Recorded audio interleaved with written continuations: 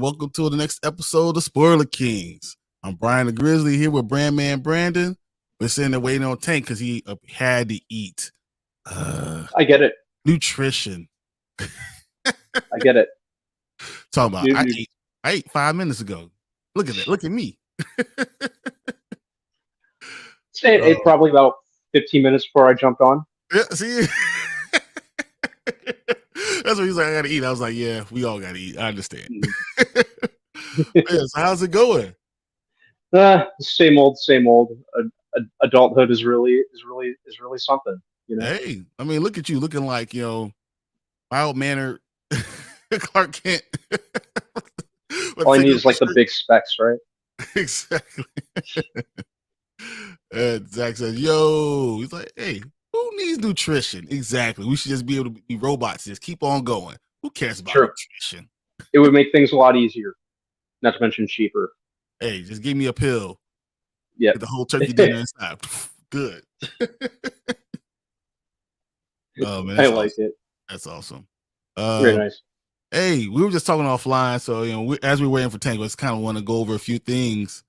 And we both heard about this, Spider-Man being the leader for Kang Dynasty. And before we're about to jump on and talk about it, I was like, let's do this on live. So give me your thoughts, Brandon, about that.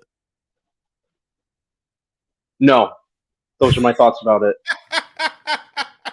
I thought about you when I first heard it. First thing I thought was like, Brandon's going to hate this. He wants it to stay street level, and this is not going to be street level. Well, yeah. Well, and plus that really just kind of renders everything that they set up at the end of No Way Home, with Peter's story arc going for being more of a street level hero, basically looking at No Way Home and the trilogy as a whole as one big origin, the classic Spider-Man. He's no one knows who he is. It was basically a clean slate. Everything's as it should be in the comics. Peter is an invisible, kind of self-reliant superhero living out of his crappy apartment and just looking out for the little guy. I think that really kind of renders that renders it all pointless, just for the sake of we want to, No Way Home made a ton of money, we want to squeeze more money out of it. It's you're rendering everything that you went through all the trouble of setting up completely pointless. I think that's a big middle finger, just because we want to, it's Avengers. It's going to make money no matter who you put in the in the center stage. We have the new Captain America. We have a new lineup. We have the new we have Sam Wilson. We have Captain Marvel. We have all these other. We have Shang-Chi. Let them take the spotlight. Spider-Man is where he belongs right now. See, I hear you, but I also know. So when you say he's gonna be a street level hero, I always knew that it's gonna be a something that's gonna be temporary. So he's basically be a street level hero for Daredevil, for like the Marvel shows that are coming out. So for 2023 and 2024, he'll be street level. But when the chips are down, you're not going to leave him on the streets. You're going to bring him back up to the A team, and that's what we're going to get. But I knew this was going to happen. I saw it coming, and there were whispers about this. When Tom Holland signed the deal, no one wanted to announce how many movies this was, because if you say how many movies, you kind of could count. You know what movies is going to be in. So there were whispers about this. I'm not surprised about it. And I'm okay with it, because he could be a headliner without being the lead. Like, because Avengers is you still have Captain America and Iron Man, and all the Avengers, they're really the two main ones. Even though Thor had more screen time than Captain America, but I'm just saying, you have your Trinity. I'm sorry. That's what you have. So what you're going to have is Sam Wilson, who's going to be leading the Avengers still, because the rest of the people are not going to know who Peter Parker or Spider-Man or anything is, but he will still take the center stage without being able to be the leader. He'll be a lead without being the leader. So I mean, who's the most well-known Avenger. It's going to be Spider-Man. And then what? And then what? He reveals his identity to all the Avengers in the whole world a second time. Or they just know, well, none of them are going to be there. There will be all new Avengers. Sam's the only one who's going to know. No one else is going to be there. So, I mean, I think you might get a little Thor. You get Sam, and you're going to get Peter Parker. And it's going to be that Trinity again. Because we lose Black Panther. We know we lost that, right? So they had to do something. You know, and they're going to try to get War Machine to take a little bit more of a step forward, but that's not going to work because he's still just a B character. So in the end of the day, if they weren't going to introduce Fantastic Four yet or mutants, they need Spider-Man. As much as it to your dismay. Such bullshit. What if he brought along some of the street level heroes? No. So though he's been to space, he's done all these things, and there's a cosmic battle, you think he should stay at home chilling? At least until Secret War. At least until Secret Wars. He wouldn't having be around. Him the lead. Say what? He wouldn't be around. I think Kang wins, and he starts destroying Earths. Yeah, having him the lead character, because it doesn't sound like they're looking to make him a lead. It sounds the way they worded it in the article I read. It sounds like they're trying to make him the lead, and I have a problem with that. I read that too, but they said like Robert Downey Jr., right?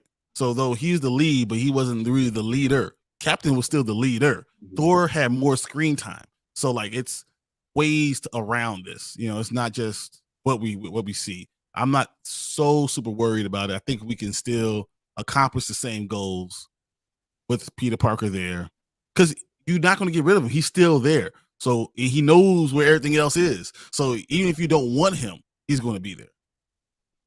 As long as he follows his own storyline and he doesn't become part of the Avengers, you know, if he's just a helping hand, you know, I think it'll be fine. Mm-hmm.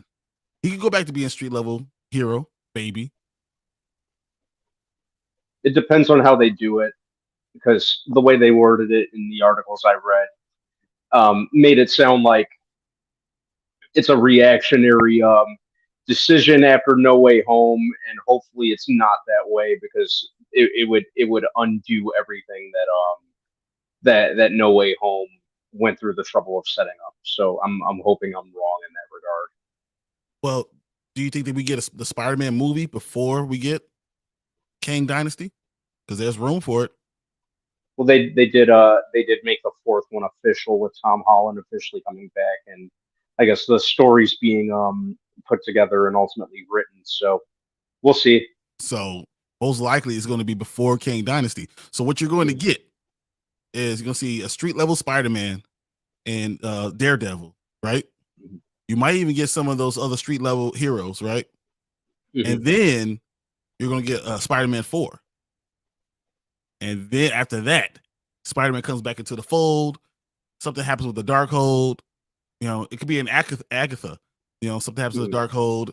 Something happens to Strange's spell, and everyone remembers who he is. As simple as that. And now he's back in the fold. God, I hope not. that would just be so idiotic and reactionary and lazy if they did that. For one movie. They was wanted one regular Spider-Man movie, and that's all we got. It could be fine. I mean, you know, but I know that's your favorite character, so it's not for me to just tell you how to feel, because you know, like I felt about Black Panther. I was like, I don't care what anyone says. Yeah. So, you know, yeah. If where you're coming from, it depends. You know, like I said, I'm kind of worried they'll do something that just effectively undoes everything that they just finished setting up, which was a great ending. You remember, you know what I say? Follow the money. Always follow the money. Yep. And yep. Makes you want to throw up. I know. Yeah. Hey, Zach says, I agree, Brandon. So I knew he agreed because once again, another person who Spider-Man is their favorite character. So I definitely know. See, Xavier Phoenix says, if it goes down like that, I'll vomit too. But it's such a Marvel thing to do, isn't it? Doesn't that make you worry a little bit? From time to time, yeah. Yeah, definitely. Mm-hmm. Oh, man. More things that came out. I don't know if you heard this. We didn't talk about this off screen. Hey, what's up, Tank? What's up? What's going on, Tank? Not much, man. I was actually messaging him about this. This what I was about to talk about. So I heard that Ezra Miller might be out. You saw for Giant Freaking Robot. You saw all this stuff, and guess who might replace him? One Grant Gustin.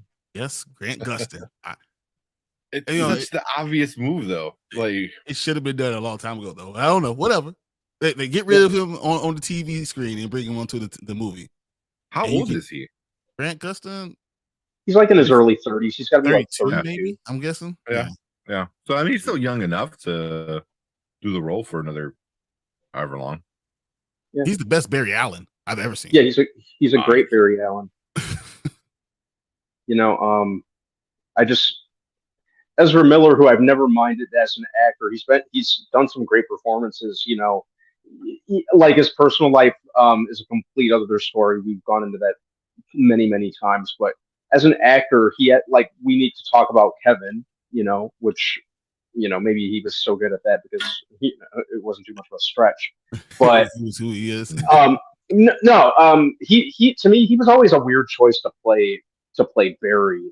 Yeah, and it makes sense. It's Barry. I agree. So yeah, if they want to bring in Grant Gustin, I'd be totally on board. I watch most CW stuff. I watch everything. Some of it makes me vomit. Don't get me wrong. Some of it's hard to watch. But as far as the Arrowverse, Arrowverse was pretty good. They did a good job, especially at times.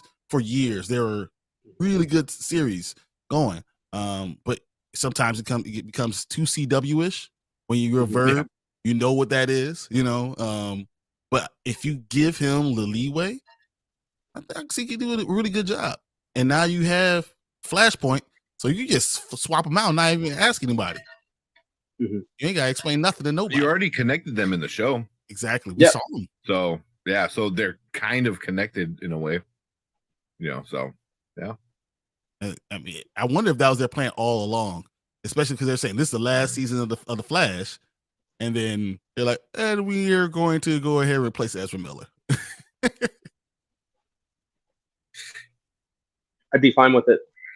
I still say like Grant Gustin is very, even despite the quality of the show, and even though it's kind of dwindled or not done a whole lot for me in recent seasons, Grant Gustin's been consistently great. Yeah. I thought he was always good, always fun. Yeah. I mean, I don't know if he would be that same Flash though from the CW. No, right. It would have to be like a different Flash world or something from a different universe. Yeah. I kind of see it being like soft reboot logic, kind of like almost kind of similar to what they seem to be doing with Daredevil. With it being like a soft rebooted version of the first. So like the stuff still happened, but I just don't want him to bring any of his people around. People along. Yeah. I want Grant Gustin. I just don't want him. any of the rest of the crew. I don't want any of that. Yeah. Yeah, like we want you, but leave all the CW stuff behind. Leave the CW acting behind.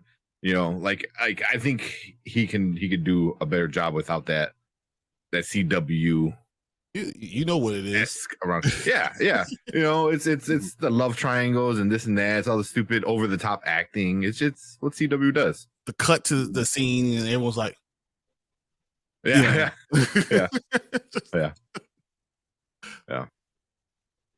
Candace Patton says that's a terrible idea.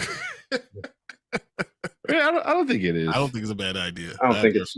I mean, I don't think they're going to do it. But go ahead. I don't think they're going to do it either. It might just be a completely new but no, I'd be fine with Grant Gustin. I'm fond of him as Barry. Yeah, I like him as Barry. I do. Yeah, and he's recognizable, I think, too, which is something good. You know, it's like, well, we already got rid of Henry and this and that, but we're gonna keep Gus. So I was like, yeah, okay. That's it. But don't give WB that much credit, Brian. Hey, you know I don't. You know I don't give Warner Brothers any credit. any. At the end of the day, it's going to follow the money, no matter what. It's going to. If Ezra makes $2 billion, I don't know. I still don't know what they'll do. Well, kind of talking on that, they're going to show the entire movie at CinemaCon or CinemaCon, whatever, and that's ballsy. That's super because people are going to see it 2 months before it comes out. That's either going to ruin the movie, but from what it sounds like, it's like they're putting their money behind this movie because they think this is the greatest comic book movie ever. That's what it sounds like. It sounds like they are so confident in this movie that they're like, dude, we can show it to you anyway. You will still come to see it opening night. It don't matter. Yeah. Well, it's so CinemaCon is they show you the people who run the theaters and stuff like that. So it's more of like I don't say insiders, but like the people who are gonna have to like invest in like a certain movie. They're like, oh shit, yeah, this is gonna be on all our screens. Cool, you know. So I was listening to John Campion. He was talking about it, and he said like Top Gun was kind of it too. You know, where they got to see Top Gun before, and he said everyone came out and they're like, this is gonna just kill everybody. It's gonna destroy with the box office, and obviously it did. It did. So I'm curious because that's 2 months. You can come out of CinemaCon and be like, you know what, it's not that great, and that might just completely crash this movie. And it just like that's it. Like the DCEU is done. Like we already get all the bad news with Aquaman. It's still a one-off for them. They can it still is. say, No, this is the last people. This is the people before. They don't know what they're talking about. Yeah. Well, no, I mean, no, the DCU and the DCEU. EU. Okay, yeah. Gotcha. The EU is what we got with the Snyder shit. EU. Okay. Yeah. They were really trying to keep Ezra shenanigans under wraps. I agree. I feel like if they could find a way to do it, they're going to keep him. But it is what it is. It is what it is. I'm okay with Grant Gustin. I think he, I mean, I think if they do it the right way and they don't only bring him, don't bring anyone else, it'll be okay. There's a clip going around. Well, sorry, go ahead. They can bring back Candace Patton. I like her. She can come back. I mean, I like her just to look at, but not acting wise. I'm good. I'm the character of Iris. Oh my gosh, she's so annoying. Oh my God. But I prefer looking at her as Iris than I do Kiersey Clemens as Iris. No one. Can we get someone better looking? Come on, or just someone who can act a little bit. Acting. Yeah, I'm not gonna say she's a CW actress. She's a definite CW actress. I mean, she's good looking, so I'm not talking about that. But I'm just saying I don't need Alexandra Daddario either. You know, like that's what I'm saying. You know what I'm saying? Like I need someone with some acting chops that can do something. Yeah, for sure. I agree. But I'll be curious. I was gonna what I was gonna say. I forgot. it was just something it's called dad brain. It is. That's what it happens. When you don't sleep and everything's about one thing, surviving. Oh man. But yeah. I'm cool with Grant, but I'll be cool if they want to go a completely different route. But, I'm okay with whatever they do as long as they don't bring back Ezra. Yeah. So when is CinemaCon? I want to say late April. I know it's like 2 months. Yeah, exactly. Late April, the end of April. So, damn, the April 27th is when it ends. So the 24th to the 27th. So hey, that's the draft. Yeah, it is. So I wonder. Yeah, like that's going to be the one thing everyone's going to talk about is the Flash and what did people think about it. If they're playing the entire movie, and then also I think there's a bet. There's like some side bets going on. Like, is Ezra Miller going to show up to, like, how many red carpets is he going to show up to? Over like under 0, two? like well, it's like 0, 1 to 2, like or like 3 to 4, like something like that. I mean, maybe like, 1.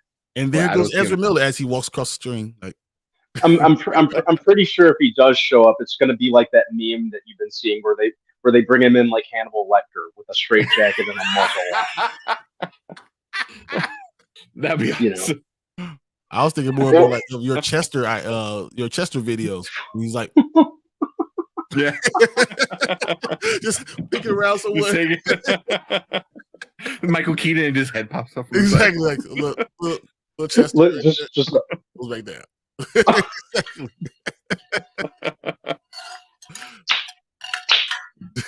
That'd be funny.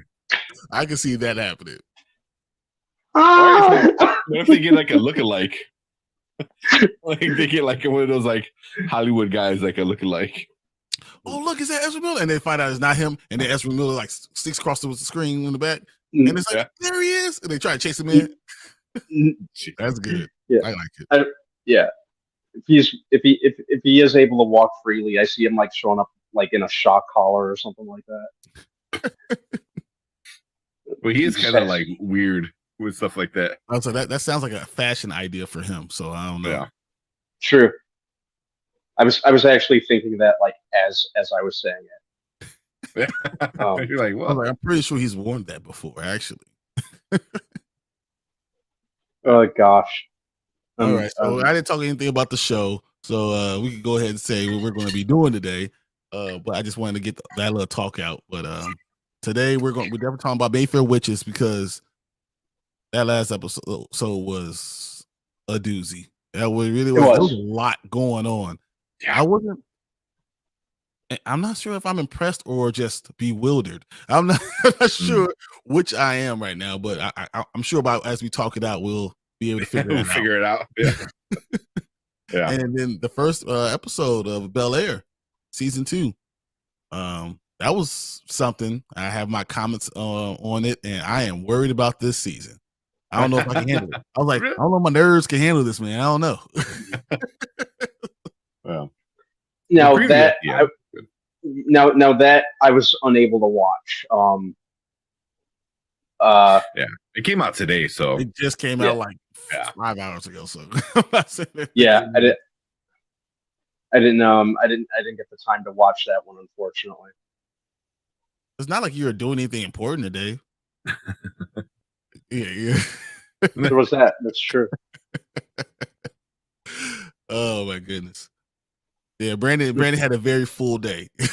Yeah, I can't tell. He's still in the suit tie. Yeah, if you in case it's not obvious, right? I come down in my thermal. He's in his suit and shirt and tie. Like, yeah, just got home.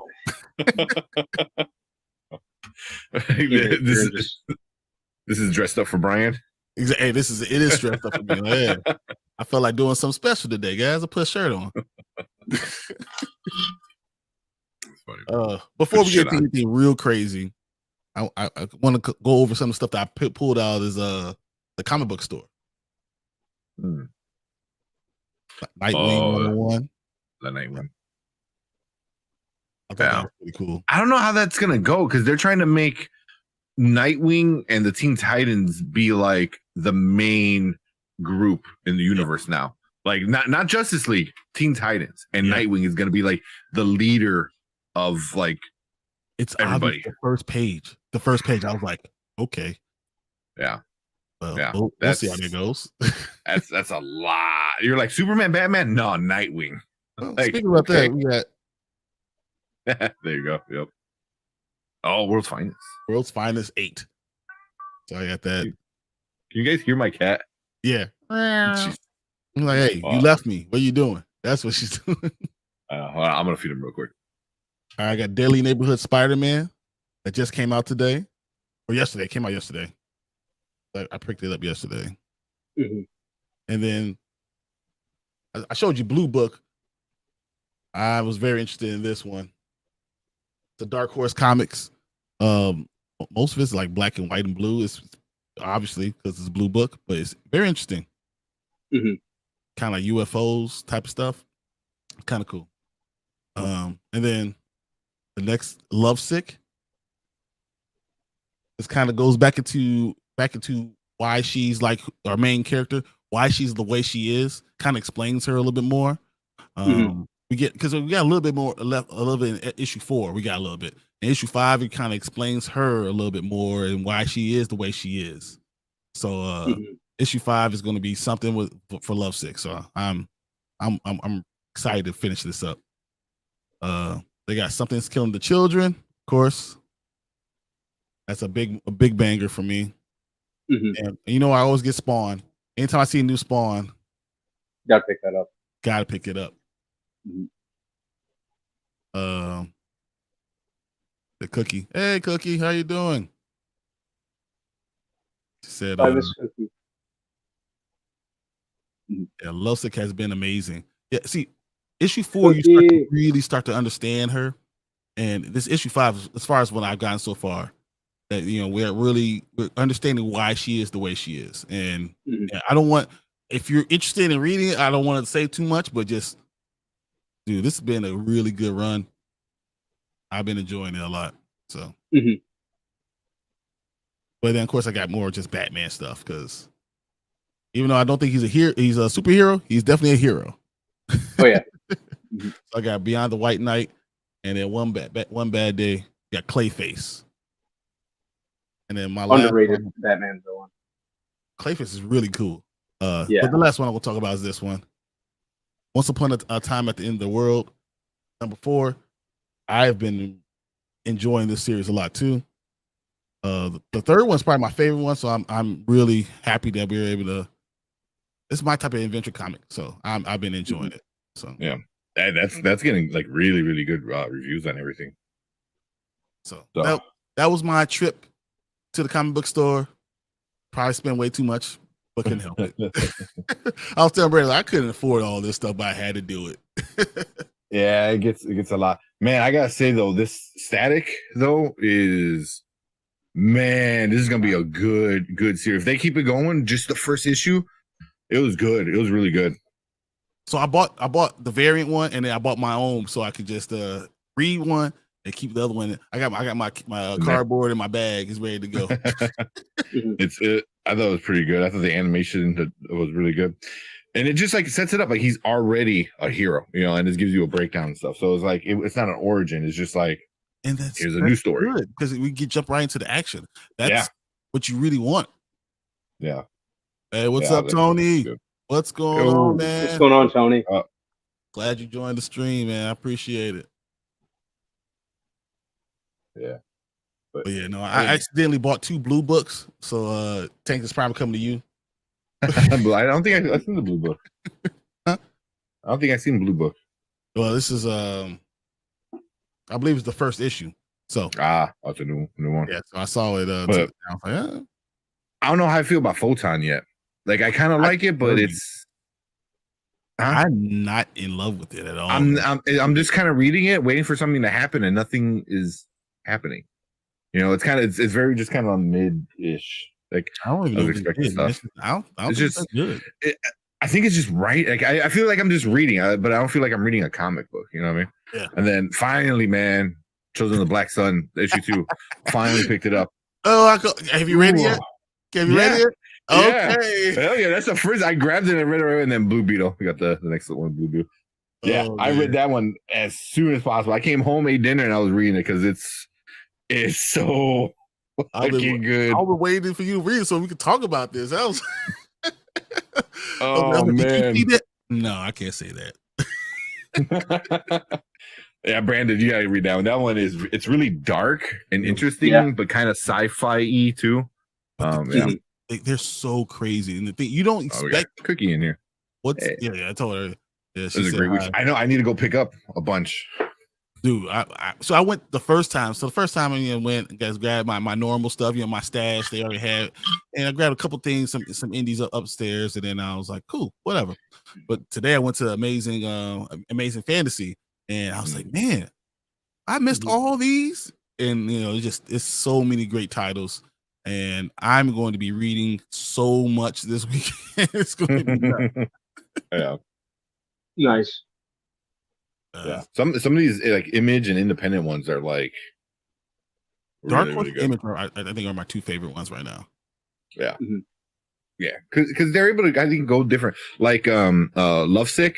Like I didn't pick it. The last issue wasn't in my pull list, so I got to pick that one up. That's why I said it is. That's right here. Yeah. Issue 5. This one so far, what I've seen, like they really go into why she is the way she is. That's what I was saying earlier. Yeah. They really go into detail. You start to understand who she is and why she's doing these things. Yeah. They did a little bit before, but this one's fully. Yeah. That's why like DC and Marvel is cool, but they can't get into stories like that. Yeah. They won't even think about telling a story like something like that.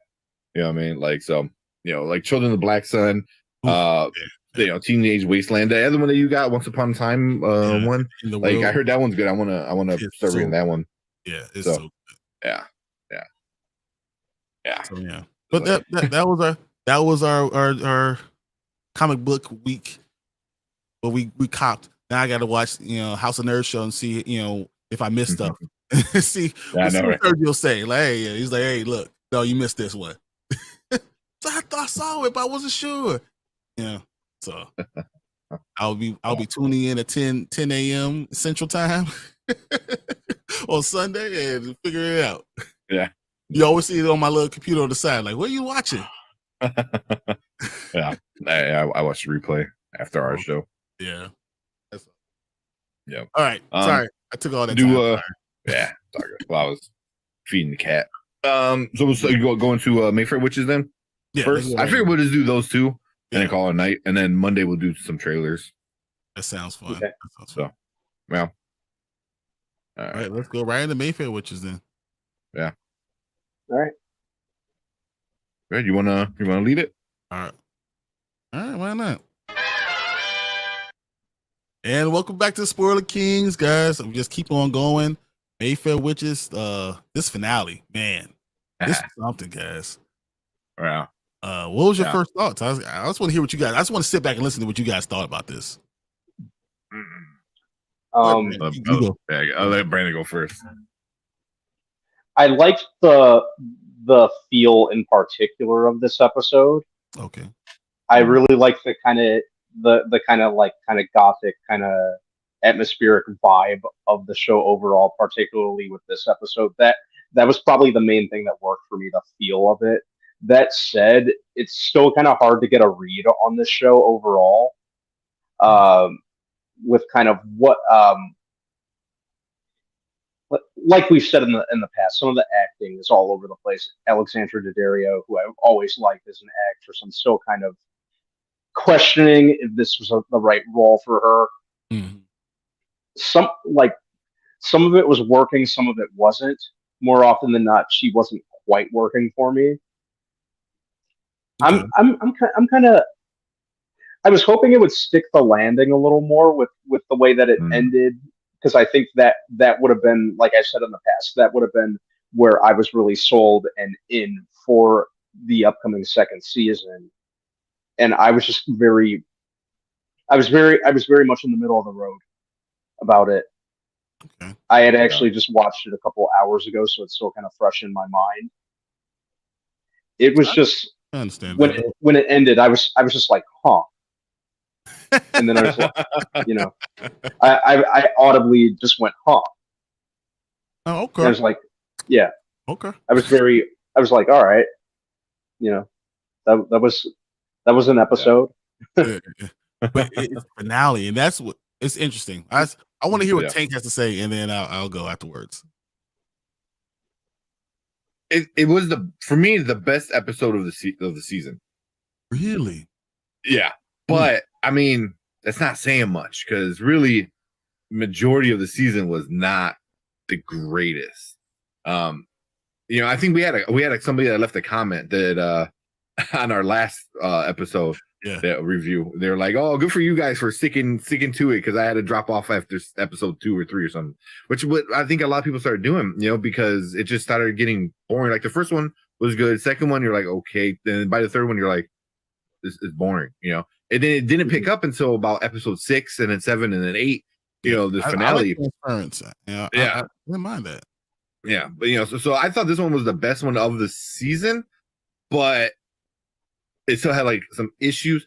Kind of like what Brandon said. Like when it ended, I was like, I'm like, okay, like I wasn't like the way other shows have ended a season where I'm like, oh my god, like for me, like Interview with the Vampire had a great ending of the season. Severance is still one of my favorite endings of a season because it's like that's how you prepare somebody and wanting them want more. Like the way this one ended, I was like, okay, like I don't need more. Like if you give it to me, I'll take it, but I'm not like wanting it, So no, it was it's good. not. It's it's not like it's not like it's Interview with the Vampire where you're itching for that, it. That was where I really got my Anne Rice fix.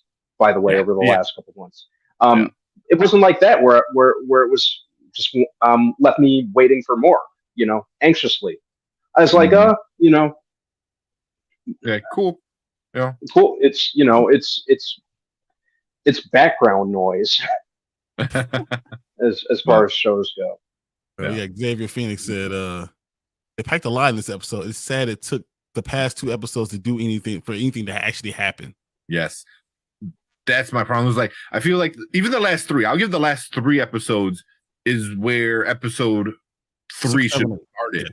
I mean 6, 7, 8 should have been where like 3 was at. You know what I mean? Like that's where it should have been. Because then it was just like 1 and then 2. I'm like, okay. And then by then it's just like nothing happens until 6, and then 7 was really good. And then 8's really good. And I was like, I feel like it ended where the season should have kind of started. Almost in a sense, you know what I mean? Like it never built up to a climax. It just kind of was flat and then shot up but it never was like to the point where I'm like on the edge of my seat, like that's why I'm like, this was the best episode, but man, if this is the best episode you got, I'm kind of worried about season 2.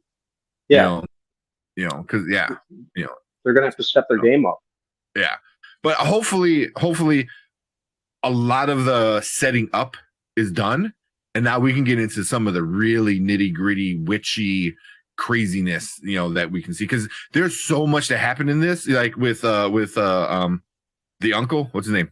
Cortland. We've been saying this from the beginning. Oh man, Cortland, Lasher, Sip has completely changed his character. Like they've done so much where I'm like, okay, they can really start off season 2 off and running. Will they? I hope so, but I don't know. Because I don't know. Okay. I realized while watching this episode, I don't really like their characters. It's hard to connect with them. Every single one of them, they have something wrong with them. Like Rowan, for a doctor, you're stupid. It doesn't make sense to me. Like it's for to be an intelligent woman, just there's all the doubters. She's young. She's become a doctor. She's doing all these things, these great things. You're dumb and so dense and just very hoish. Just didn't make sense to me. I was like, that your character is so bad. I found myself liking JoJo more than I like Rowan by the end of the episode. That was weird. Lasher, he's a good feeling, but I want more. I wanted more Lasher. I want more out of him. As a villain, like even as a complex character, Lestat is so much better. Like we like Lasher the less we knew about him. The more we knew about it, I was like, man, you kind of a little bit of a punk, man. You should be doing more. I gotta be 13 witches. Like it just and seducing them, and wasn't that kind of weird? Like they had sex, right? Like in her mind, which is in her mind, and then he's going to be her baby. I didn't even think about that, but what? It was like what in the Stephanie Meyer? I was like, okay, no one else sees this problem right here. Then Sip, Sip's problem has always been he thinks too much of her. He sees her as a strong, a great person, a great character, and she's probably not any of those things. And then when he said, hey, I'm ready to go back in the game. I'm ready to listen to whatever you wanted me to listen to. I was hoping he was lying. And it seems like he turned so fast. I mean, my head was still spinning. I couldn't believe it. I was like, dude, you turned to Carlotta in a second. Yeah.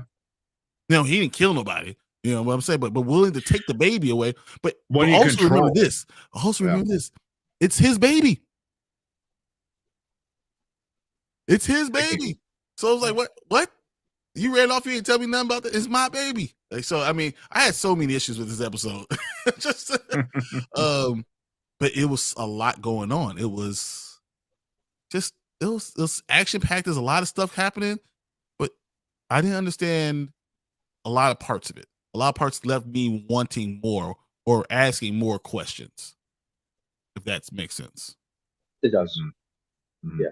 Well, I feel like they could have got rid of like 3, 4, 5 and started like kind of made that into like you could have crisscrossed 2, 3, 4, and 5 into one episode. Well, you know, because you could set that up really quick, you know, and then kind of set that up differently. But I feel like the ending, this like her in her mind with the hours passing kind of thing, like that should have been a couple episodes. Like I wanted her to really dive deep with her the 12 previous witches. You know what I mean? Because that's what she was doing. She kept meeting all the different the 12 she was touching the walls, and then no one knew what the walls were saying. And she's like, I know how to do this now. Like, how about you explain? Yeah, I raised my hand. I was like, explain to the class what's going on. That's all. Yeah, this should have been stretched out to 2 parts for sure. I don't understand how Rowan is. I mean, obviously she's two parts, but being that attracted to Lasher, knowing in your mind, just as a smart person, knowing that he's been with every single one of my ancestors, that doesn't gross you out. I don't understand. I don't understand. And as I said, the baby, Lasher's the baby, so she had sex with, and then you're gonna be raising this big dude. I'm done. Was it a boy or a girl? Did they ever? Was it a boy? She said, this is my son. My son. Okay. And that's why Sip said our son. Yeah. That's right. Yeah. Xavier said, agreed. Not sure the characters are all that compelling to make me even want a season 2. I'm not sure either, man. Like before I was full go. Like I think we could do it. I think they're gonna stick the landing on the finale, and then I'm gonna go into the next series with a lot of she's trying to be a good witch and it being pulled in multiple different directions, and the pregnancy and how it affects everything. But they just everything seemed rushed. There was no need to rush it. You know, and that's I think that's just a mistake. You know, I thought her dealing with the fact that she's pregnant and having to deal with her mood swings and going up and down and making wanting to be with Lasher or not wanting to be with Lasher, dealing with Sip and understanding her place would have been a better storyline. Instead, they just kind of rushed all of it and threw all of it at us, and without explaining what was going on in her mind. Yeah. And I think they kind of like, I get what they were like. They were rushing because of the whole like, oh, Lasher is not born in months; he's born in hours. And so then therefore the entire show has to be like super quick and super. I was like, you can still take hours and spread that out between a few hours. Could be hours of a show. How about 24? Like 24. Yeah, exactly. One day. So I mean, you could. I don't know. I think that her in her mind with everything collapsing on her, I wanted more of that, and we got what 10 minutes. I think they didn't even explain what was going on. Yeah. They could have used Sip. Could have went back to the people, the woman who had him in a trance, whatever. Could have went to her and said, "Okay, hey, so what's happening? Let me find out what's happening in her mind." You know, and she's like going, and she touches her, and like he finds her. She is in the woods. He finds her instead of Cortland, and he's trying to help her. And then Sip gets knocked out or something like that because the thing that he's part of is more important. So like he should have done something like that. Like I feel like his character arc just stopped and just went to a straight line. instead of being an arc, a natural arc. I don't know. And last year wasn't. Cortland was the only one that had a pretty cool story. I was happy with Cortland because I always knew he was the man behind pulling all the strings. And but he seemed more evil than last year, though, with the stuff he did. You know, I'm like, that's way worse. That's so much more worse than like the stuff that this evil demon is supposed to be. You know, I mean, raping. That's that word. Incest. But she didn't even know. But she didn't even know about him. So that's the R word. Yeah. You know, that's even worse. And then standing back behind and not saying anything. Yeah. And the killing the boy that they accused. Yeah. Well, yeah. He just strangled him. And you know, I did appreciate that it at least called back to that episode, because I remember seeing it and I was like, wait, what? Why is he wearing a mask all of a sudden? And then like she's pregnant, and I was like, wait, what? Yeah. You know, I just feel like it. Like, I guess it was a cool payoff all the way from the beginning of the season, but I mean, do people remember? Yeah, do anybody remember that part? Yeah, Xavier. I love shows that don't know how the world built their own characters. Yeah, not just events happening. It seemed like it was just stuff going on. It was just stuff happening without building a world. Yeah, that's true. And this show is just messy. I have the benefit of the doubt, but because of Interview with the Vampire, but I'm definitely dropping it. I might be what Cookie is right now. I am not feeling this world. I'm not feeling any of the characters. I have no connection with anyone. There is no person that I feel like I can't wait to see what happens next year or next season. It's none of them. Yeah. I don't care. Yeah. I mean, yeah, not really. I mean, next season, unless they really hype up the season, we'll probably just do the whole season review at the end. You know what I mean? Yeah. Instead of doing a weekly thing. I agree. Yeah. They're gonna have to do something major to really draw me in, and it's gonna have to be with the very first episode. You know, yeah, there's I agree. Something else that bothered me. Did you guys watch the ending with the director? Mm-hmm. She seems to me like she might be the problem. The showrunner, blonde girl, blonde woman with the glasses. Yeah, with the glasses. Yeah. She seems like she might be the problem for me. Her direction was not that good. Because when she's explaining it, was not what I was thinking. I was exactly.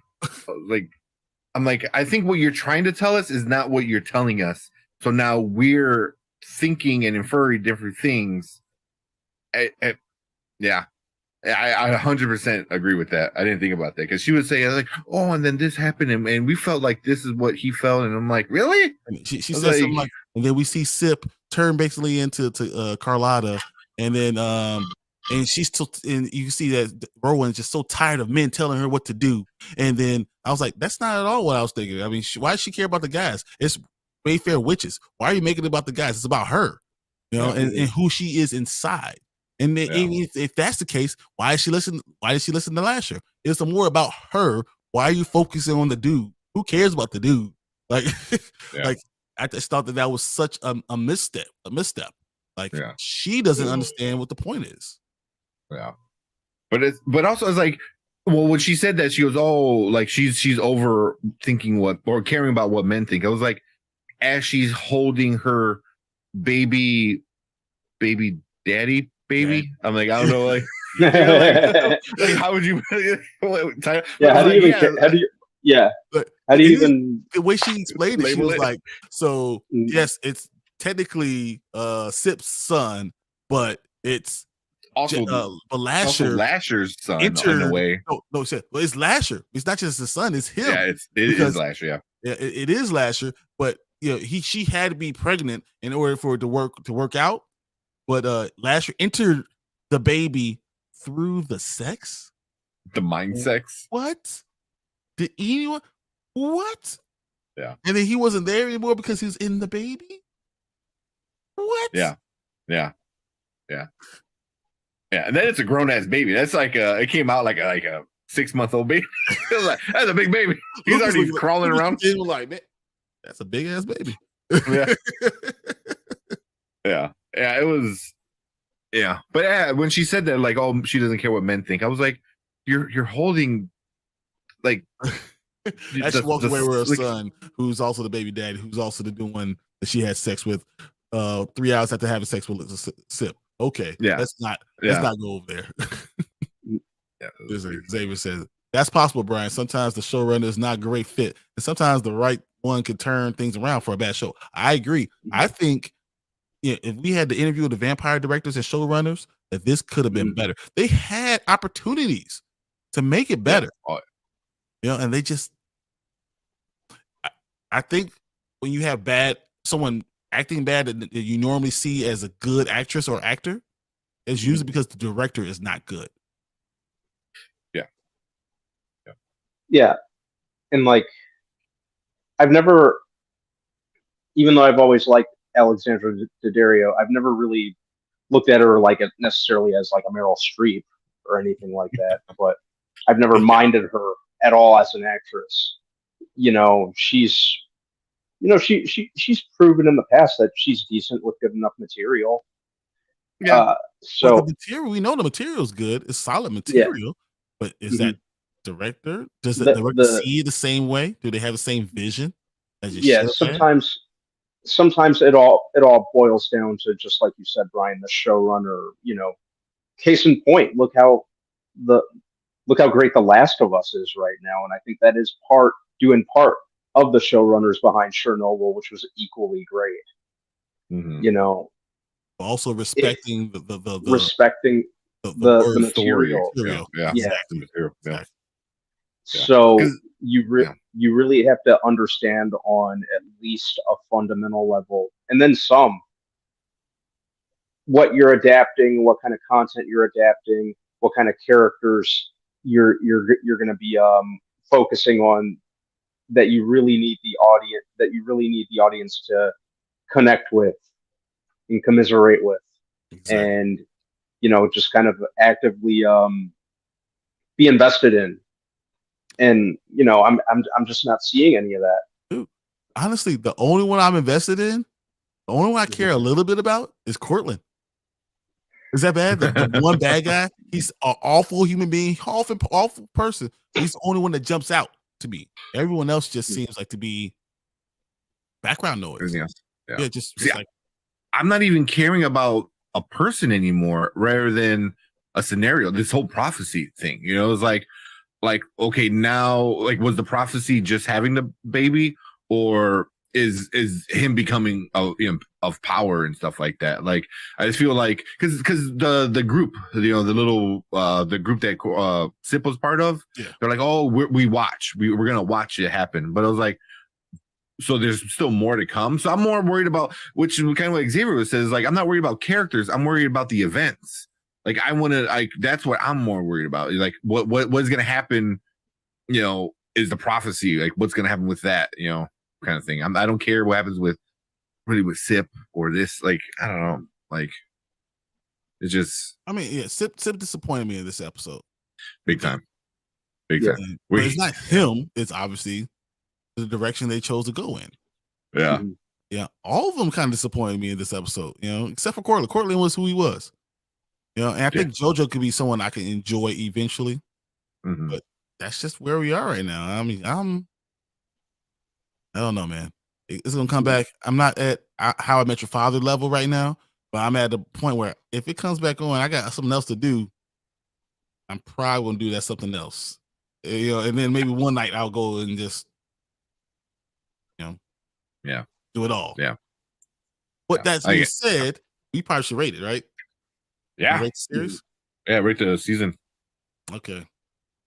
All right, guys. So we will rate the season of Mayfair Witches. Oh, sure. Okay. And Spoiler Kings, we do a little bit different. We rate things now, later, and never. Now means you need to stop what you're doing and watch it right away. This is going to be one of those life-changing events that you're going to remember and tell your kids about.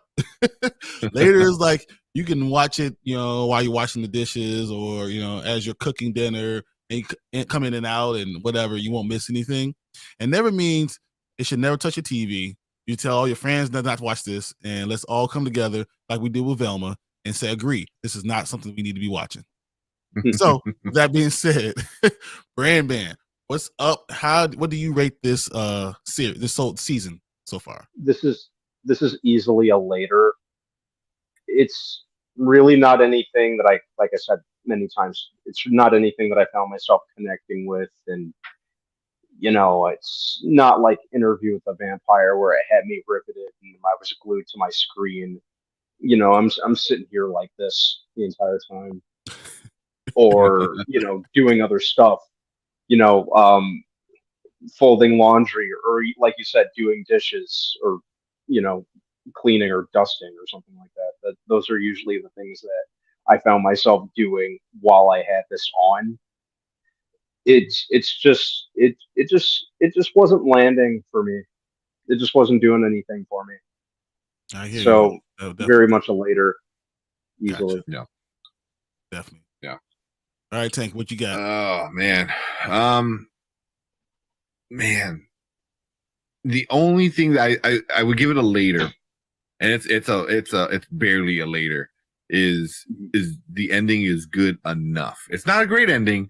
It's not a really good ending. It's just like good enough where I'm like, okay, I guess, like I'm somewhat interested, but I mean, for the most part, I mean, up until the last couple episodes, this was a never. I mean, it's a lot of boring stuff. And the whole time you're yelling at your screen, you're like, you are the dumbest smart person. You're the dumbest doctor, like ever, It's just, I mean, there's a lot of issues, a lot of bad things. I think Cookie said it best earlier. It's messy. It's just a messy show. And I think it was trying to catch its footing the entire time. And maybe right at the end, it finally did. But is that enough? I don't know, but I'll put it there with Brandman and put it as a later, but I mean, it's really like way later. Whenever you're bored, you got nothing else to watch, I will watch it. Man. So what do you think? I'm going to give it a later. I honestly think that it was a really bad finale. When a finale leaves me with not liking any of the characters, not having any rooting interest, why do I need to come back? I think a finale leaves you a cliffhanger or leaves you with someone that you hope can do right, and they're losing, and you want to see them possibly turn it around. There's no character that I feel that way about. Yeah. I don't know. I mean, in every episode there was like a lull. We're like, oh, this is terrible, and then something happens. Like episode 2, oh, this is so terrible. And then her mother comes in and holds her neck, and she's killed right at the end. We're like, oh my god, this is so amazing. Like it's like that every episode. So we're waiting for something to happen, and then when it doesn't stick the landing, and I'm gonna give it a later, but much later. And like it's behind a lot of shows, but I can see why people gave up on it, honestly. Yeah, it was just, I think what you said with with the finale, like I didn't love the finale. I didn't hate it though, but I had a lot of issues with it. But I think what you said, like it leaves you with wanting more. This could end. Mayfair Witches could end with her walking away, and I think that could be it. Like I think you can kind of like oh, she raises the little boy and then he takes over the world. Like I don't need to know anything else. I feel like there's not another story you're gonna tell me. You didn't set up the next story. You just like and she had her baby, and now her little demon baby are gonna go ruin the world. Hey, so, yeah. But look, Biggerford says, man, I just finished the episode. I like the show. Like the show? Hey. Good. I want people to like the show. Well, hold on. Oh, you're talking about Mayfair Witches, not the other show. Yeah, because we're going to talk about another show in a little bit. Right now, we're talking Mayfair Witches. So I can see someone liking the show. I mean, I could see, it just didn't grab me. diehard Anne Rice fans may be liking it. You know, maybe some diehard ones, but no, it's bigger for. I don't think it's. Yeah, and diehard I think I wouldn't call myself a diehard Anne Rice fan. I love the Vampire Chronicles stuff. I think that stuff's great. Yeah. But you know, I consider myself enough of an Anne Rice fan. Yeah. You know, it still kind of has me curious as to where they're going to go further with this universe and what else they're going to adapt. For sure, I'll definitely be watching. Okay. She's got that vast enough of a universe, like I've said many times, that I will definitely watch any and all of it. But okay, I'm not sure. Well, there's our ratings, but I have to ask you guys a question real quick. Mm-hmm. What do you guys, especially I want to ask you, Brandon, if they would have merged this somehow with Interview with a Vampire, would you have been happy with that? Like we got a little Lestat at the end. Would that save any of it for you? It depends on the writing and the execution more so than just kind of having him pop up. Or characters from, you know, Interview with the Vampire, other Vampire Chronicles characters just popping up. If there's a good rhyme and reason, and if it works, sure, I'd be open to it. Okay. Even potentially think it's cool, but depends on how they were to handle it. I think a crossover might be inevitable at some point, since they clearly have big plans on AMC with the content of Anne Rice. Hey, but I thought we were talking about Bel-Air. I knew you thought something. Yeah, which we're getting into next. Yeah, it's coming up right now, actually. But real quick, I want to there's a Rotten Tomato score for it. Yeah, this is Rotten Tomato score for every episode too. IMDb. Yeah, for all of them. But the overall for the season, it's 46 critics and 55 with the audience. So I feel I'm like right there, you know, in that 50%ish. So like kind of right in between there. Like, yeah. But it's not well loved. It's not really well liked like Interview is. Because it's not but none of the characters hit for you. Once you get Interview with a Vampire, it hits. Lestat hits. Louis hits. Claudia. Cookie saying Lestat would have saved it for me. That's what she's saying. I agree. I would have liked to see, because the timing, you know, if it made sense, like Brandon said, if it made sense. So for the timing, and Lestat like comes in and he's like, "I need you to do something for me." Yeah. I'm glad that the shows feel separate though. Keep my boys out of that mess. Right? Yep. Exactly. Yeah. I can see Lestat just walking in. He's like, "I'm out." I don't know what's going on. I'm out. They can adapt all the Vampire Chronicles stuff they want and have Lestat, Louis, whoever else cross over into those. They don't need to pop up in any Mayfair Witches. Yeah. Mayfair Witches need to step the game up before they pop off it like that. Get on their level. Yeah, get on the level first, and then we'll go ahead and throw in there, but not till then. Yeah. All right. Yeah. That's a pretty good review, guys. But if you're watching this now or later, as we're gonna cut this video up. Let us know what you guys think. Did you enjoy this season finale? Were you more like Tank saying it was a good season finale, or are you more like me? I didn't like the season finale, but overall, I think this is a mid show. Let me know what you guys think. You know, we would like to read all the comments. Me and Tank talk about all the time. I'd be like telling Brandon, I'd be like screenshotting the stuff. Like, did you see this one? So please go ahead, comment, like our videos, because it helps us with the algorithm and helps us let us know that you like the content that we're doing. And please hit that subscribe button. We are right now at 739. We're on our way to 1,000. So please help us get there. Thank you guys for everything. We really appreciate it. And it's on to the next topic for us. We'll see you in the next video.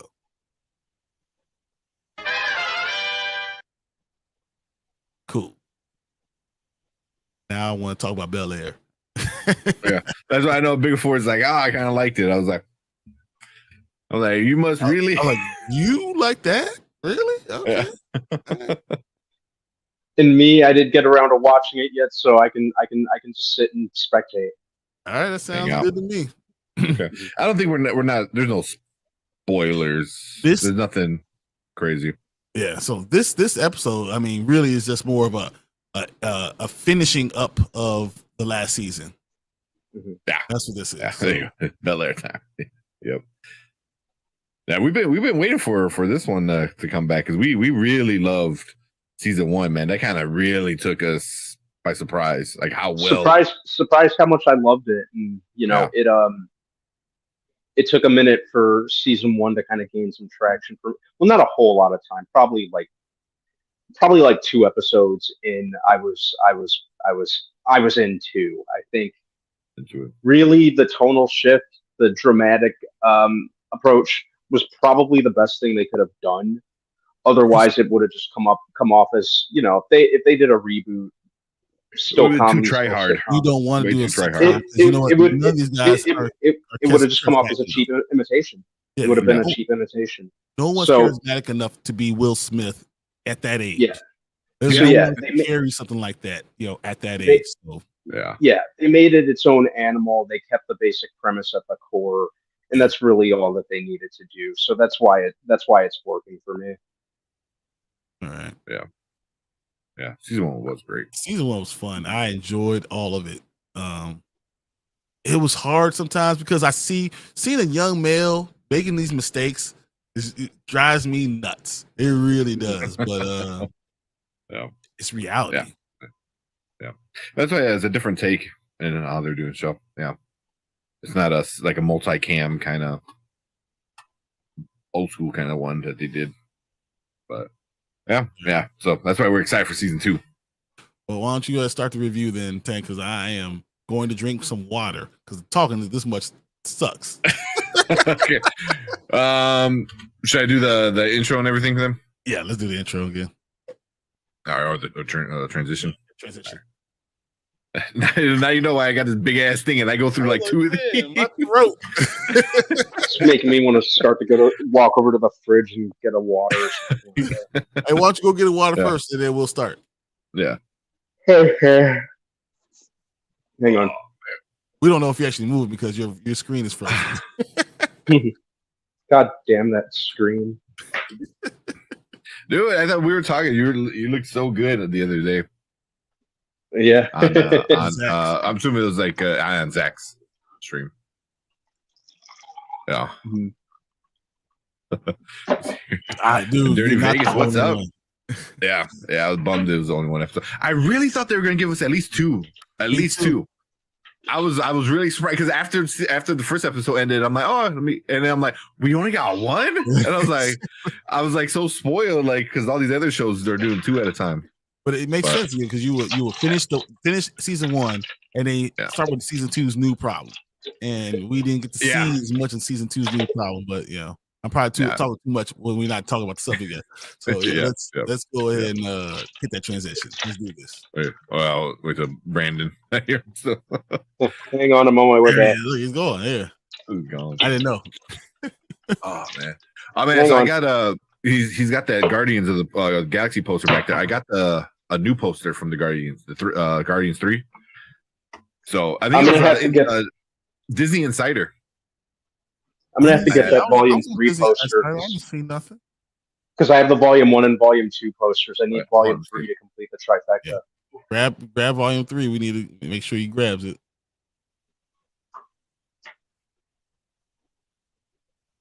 Yeah, and I think 2 episodes would have been the right thing to do. I don't even think I opened it up, so I don't even know.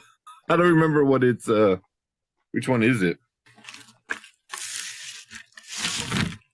They came in the box and I'm like, okay, cool, and I just put it in the basement and that was it. So it's them on the ship. I like that one. I'm trying to decide if I'm going to get that one or the new one that came out on the backside. No, it's just I guess it's like transparent. Well, yeah, because then you get the. But yeah, that's good. Yeah. It was like 100 points or something. I was like, oh, cool, I'll get it.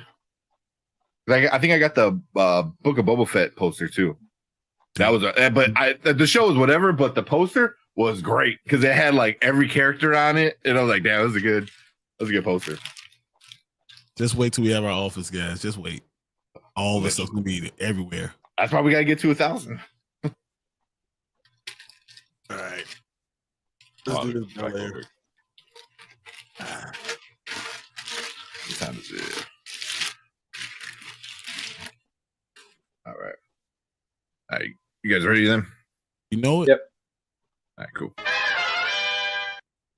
All right. Welcome to Spoiler Kings. My name's Tank Kramer with Brian the Grizzly, Brandman Brandon, and we are about to talk season 2 of Bel-Air. Man, finally, after over a year, I think, about a year. Felt like forever. but we finally get it back. And yeah, so we're gonna talk about that first episode. We only got one. We didn't get a whole season, or we didn't get 2. We only got the first episode. But right off the bat, what do you think, Brian? So I was watching it and I was enjoying. I'm glad they started with Will being back off, on his own, doing stupid stuff, being an idiot kid. And then you see him, the dude come and bring him money. I was like, this mother, he better not be selling drugs. I'll kill him. I'll kill him through the TV screen. Right now, I want to choke slam him. And then, you find out that he's hustling basketball like he did back in Philly, which is like not the worst thing in the world. I mean, he'd been better at White Man Can't Jump than the guys we got right now. But I'm just saying, it's not the worst thing that you've ever seen. And he was doing pretty well for himself. I'm glad he was helping out Jazz, breaking him off a little bit. But Jazz was telling him, dog, you got to get out of my couch. It's time for you to get up. Let's go. We got a glimpse into everybody's lives. How Carlton has kind of really turned the corner on. I feel like what we're going to get in this whole season is a switch between Carlton and Will. You said that at the end of last season too. That's what we're going to get, and this definitely started it. I was like, because Carlton will be the guy that you're going to enjoy more. You're going to be behind more. He's making this decisions. You're understanding what he's dealing with more. And you're gonna look at Will like he's just an idiot, like he's a bad person and he's doing bad things.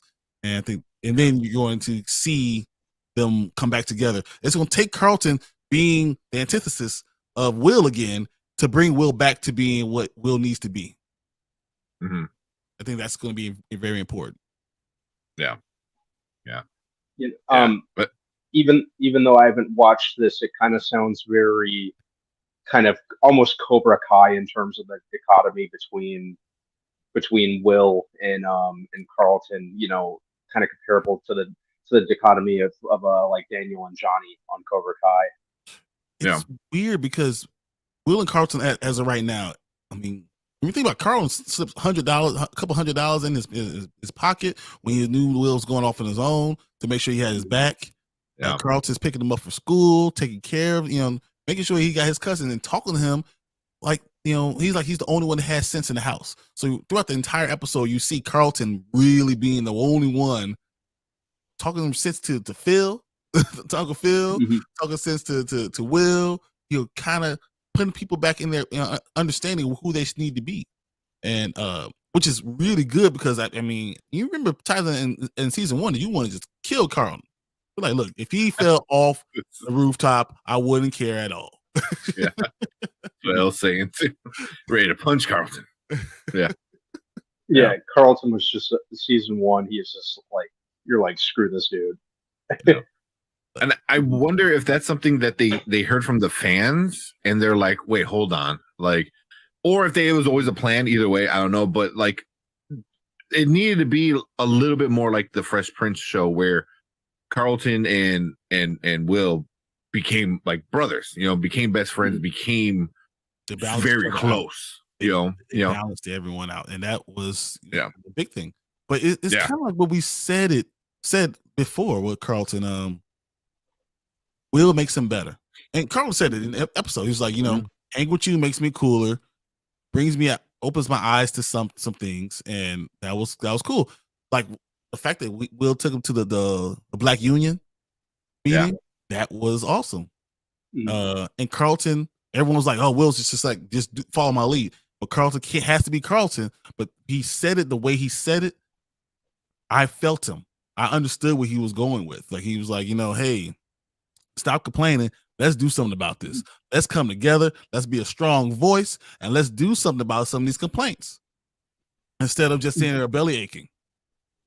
Sometimes you need it, and that's a strong character to be able to do it. And if he follows that, this season's going to be something. Yeah.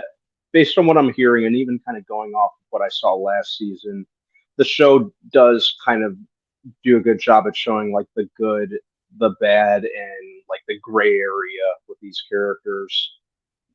Makes them layered, it making them that three-dimensional.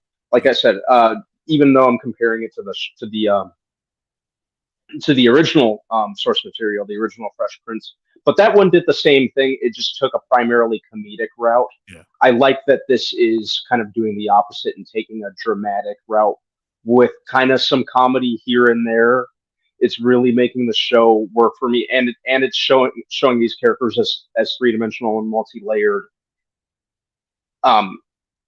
alongside to complement that dramatic tone that's in the forefront.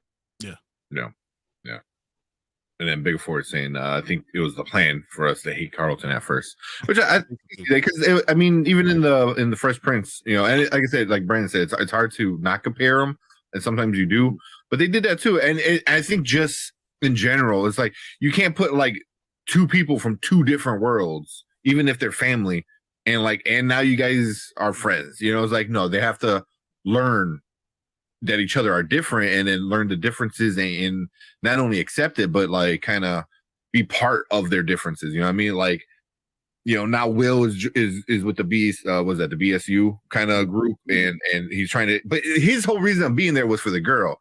But I think it's gonna kind of mesh into Will being Carlton's wingman and bringing his Batman. Carlton, his Batman, his wingman, bring Carlton there and letting Carlton shine. It's what it means to be a friend. It's not just about bringing someone in, but allowing them to shine and putting the spotlight on them is important. And when it's time, and you can still be you. And that's what real friendship is. I'm like, you be you, and when it's my time, you let me be me, and we can both shine together. And that's something that you have to learn. One thing I did really want to touch on this episode was something, once again, Jeffrey, the voice of reason. The man. He is the man. Really fond of this version of Jeffrey in particular. Oh, yes. So when he first sees Will asks to see him. He comes to talk to Will, and he's telling him, yeah, both of us are out, but you're the only one. I'm the only one that has to be gone. You don't have to be gone. Why are you doing that? And he's like, man, I could talk to you. I talk to everybody else, but I can't talk to Uncle Phil. And he says, basically, a man isn't a man because he wants to be, because he's on his own. A man is a man because he does the hard thing because it's necessary. You do things that's hard, you step up and you face it head on. And I think that's just things that people need to hear. Understanding what it is to be between a male and a man, and having to stand up and do the hard thing no matter what it takes. Yeah. He is gangster, but even in that, he's so cool, because then he goes to the house to tell Phil and Viv, and he took his own advice, and he took his own advice and said, I was wrong. I took my stuff, my son, and I clouded my judgment, and I was wrong, and I shouldn't have caused all this stress. And I'm apologizing. He manned up to the situation, and I gotta applaud him, even though Phil is still being a dickhead. Yeah, he is. Even Aunt Viv is like trying to be that in between person. It's like, oh yeah, you can come to the party. He's like, yeah, I don't know. He's like, yeah, understood. Like, yeah, you can't make it. You better not make it. Yeah, it was kind of like the whole time Aunt Viv was staring at him like, he's trying to say sorry, dumbass, and he's just like, he's too thick-headed, too stubborn to allow it. Xavier, I love this version of Jeffrey so much. Me, I do too, man. He's the voice. He's like our voice. What the things that we're screaming at the TV and saying, he says, and he guides the character. He's like the watcher in Marvel. He's watching over everything and making sure everything is okay and watching their back. But he still interfere. Yeah. I mean, for the record, I still think Jeffrey did the right thing. You know what I mean? I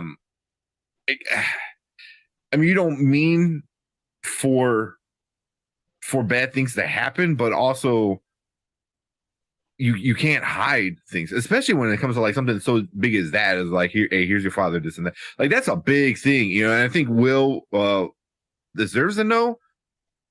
But also, like, Phil was right, because Phil knew what was going to happen. Mm-hmm. But that doesn't mean you keep it away from Will. You know what I mean? Like, I think you be part of that conversation. And now, because you hit it, you got kicked out of that conversation by excluding Will from being part of his father. I don't know. It's a big kind of it's a really big mess. The issue is with Will already having the gun charge and having to move to LA and already being in those type of troubles. You kind of want to isolate him and shelter him from all these issues, you know. And it's hard as a parent or as a guardian or someone who loves, you know, someone who's going through something, to be there and know exactly the right move. I'm not saying that the Phil was wrong for doing what he was wrong. He was wrong for not owning up to saying, you know, I probably should have brought you in. You make a decision, as he said, as a man. You make a decision and you live with that decision, right? And you own up to your mistakes. Once again, another person who should have listened to his own thing and say, all right, I have to own up to my mistakes. I made a mistake. This is what should have happened. Yeah. But I mean, I was gonna say, that I was really hoping like this was gonna mend it. Carlton's the one that did it again. Again, the person who told, you know, hey, Dad, you need to go fix that. Why are you sitting there hiding? I'm calling you out on your BS. Yeah. Which I mean, it kind of makes sense because how season 1 ended. He's kind of learning, you know that, you know, stop not being a brat, you know, and he's like looking at relationships, how important relationships are, you know, especially for him. You know, it's like, I need you to be cool with each other so I can be cool with all of you and we can all just be cool together. You know, it's like he needs that in his life, but also he needs to make sure, you know, everyone else is kind of has that good relationship. Anxiety problem. So of course the first thing he wants is everyone to be okay. You know, so he can't handle all that negativity at the same time. So he needs that. So of course it pushes he wants to push everyone to be okay, be happy, but that's not necessarily what's going to happen. And I think that's what we're going to see the rest of the season. I do want to touch on a couple things. So Ashley, it was her 13th birthday, which is cool. So now she's a teenager and now she's going to be a pain in the ass to everybody. We all know that, right? But the fact that the original Ashley, Tatiana Ali, is her teacher in her school is very cool. And I think that's going to be a very big plot point to bring Ashley to the forefront, because she was really a side character before. This is going to push her forward. I hope that they do a good job with it. Yeah. Even they set up drama with her character like really quick. I was like, damn, you're not even waiting for a second scene. You're just like, boom, like, well, I guess that technically was the second scene of her. But yeah, I mean, they introduced her, which was great. You know, like that voice is still like, she sounds exactly the same. Like literally, I would have married Tatiana Ali if I had a chance. Like, come on. I was like, man, Tevin Campbell, like, how you get to sing to her? That don't make any sense. You don't even like whatever. That don't make any sense. Yeah. But I was surprised it seems like they're gonna really put her in the season, you know, not just like a one-off kind of thing, you know, like, oh, she's going to have not a major role, but she's gonna have a small kind of role, especially with Ashley directly, you know. It seems like felt very Wednesday-ish. How so? Like, because the original Wednesday it was a part of the show. I got you like that. You're giving her a different character, but you still become part of the show. And at the end, she's going to be a major part of the show to push Ashley to be who she really needs to be. Yeah. You know, and that's exactly what Xavier's like. Yeah. Now Ashley will finally get some character development this season because she's now a teenager and she's starting to develop. as a young girl going to become a woman. Mm-hmm. You know, but they gotta do that right. You have to do it right. Yeah, it started a little last year, you know, but I think this year, I think very little. Yeah, very little. But I think this year, she's really gonna like have her own voice, you know, because you already know what the other kids are and how they feel about things, and obviously she's younger than pretty much almost. She is younger out of everyone, but you know, but out of even her older sister, you know, she's like way different, you know, because you think of I'm drawing a brain fart, Hillary, and like she's techie and all this, but then it was like, you know, Ashley is like a whole nother different level of being social media like stuff like that. You know what I mean? You know, because then you get a whole nother. I think she's gonna be very.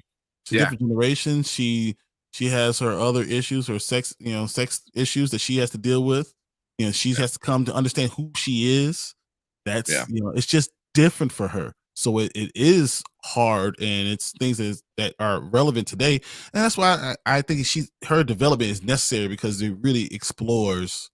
It gives someone of this generation someone to explore with them. Yeah.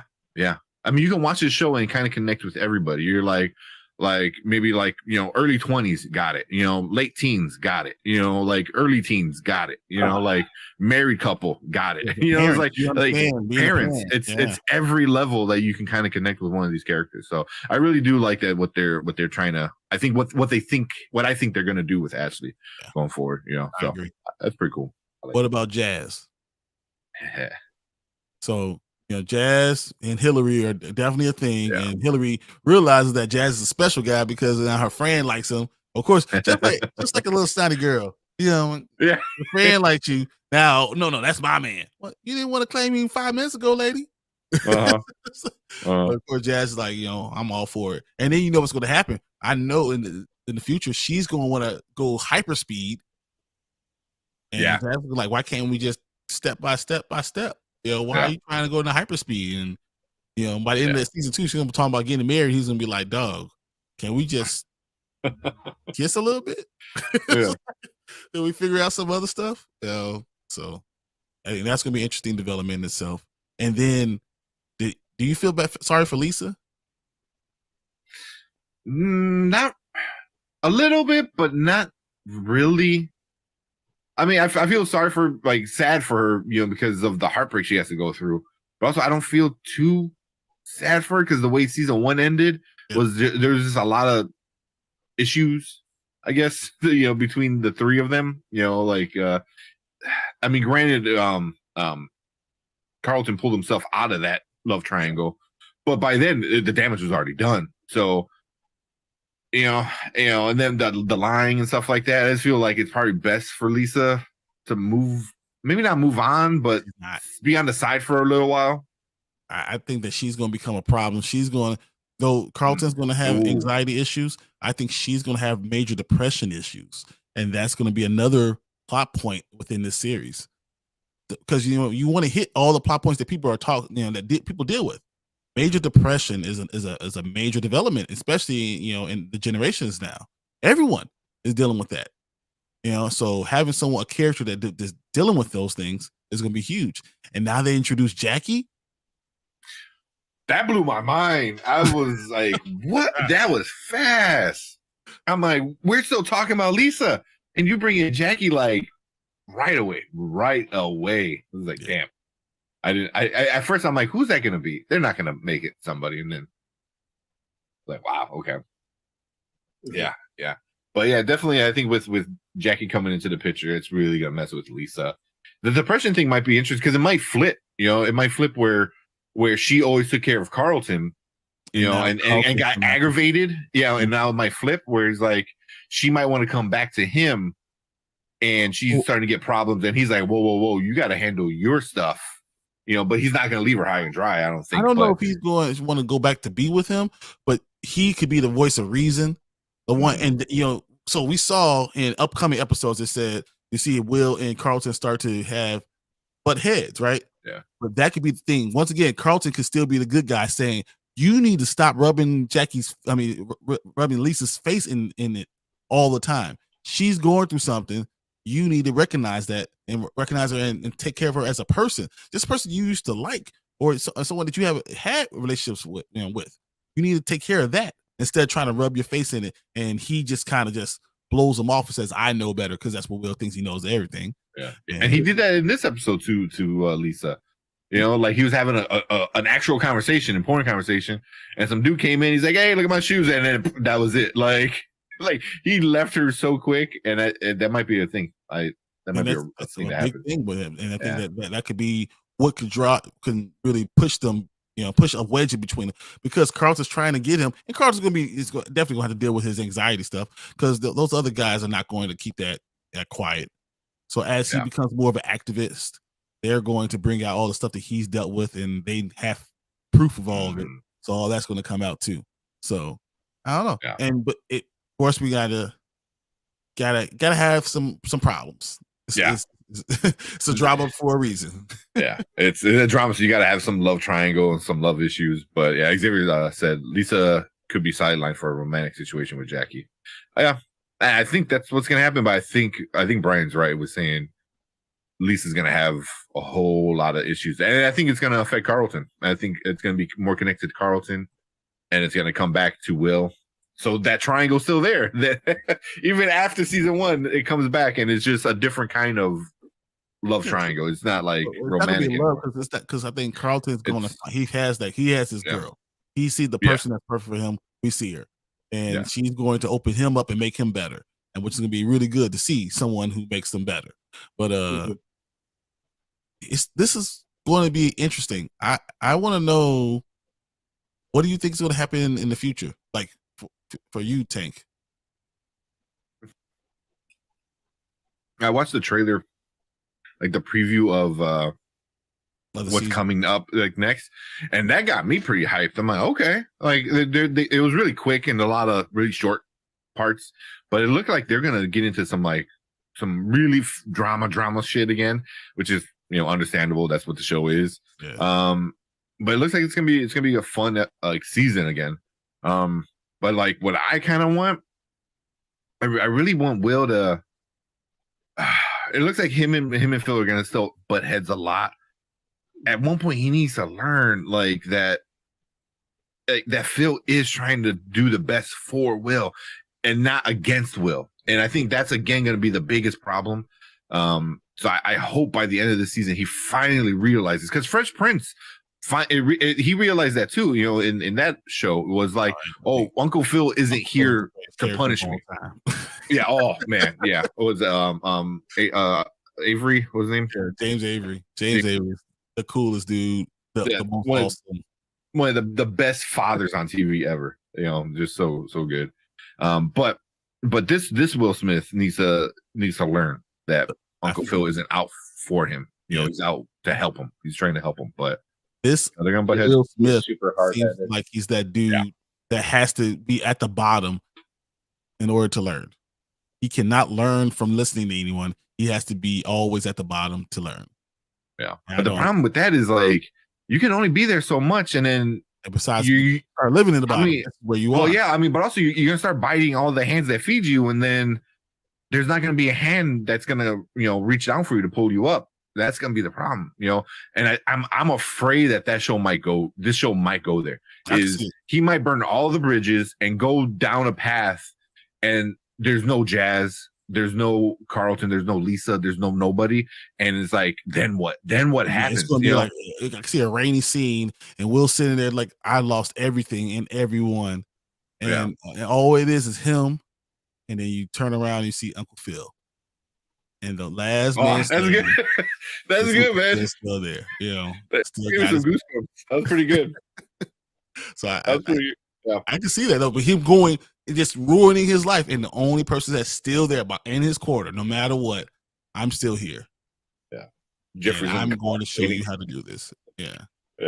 That I can see that, but I don't know. This show got some legs though. I can see it going on for a few seasons. Yeah, I can see 3 or 4. I could go 3 or 4. Yeah, I could see a good 3, essentially 4. All right, so Brandon, since you didn't see this one, what would you like to see in this season?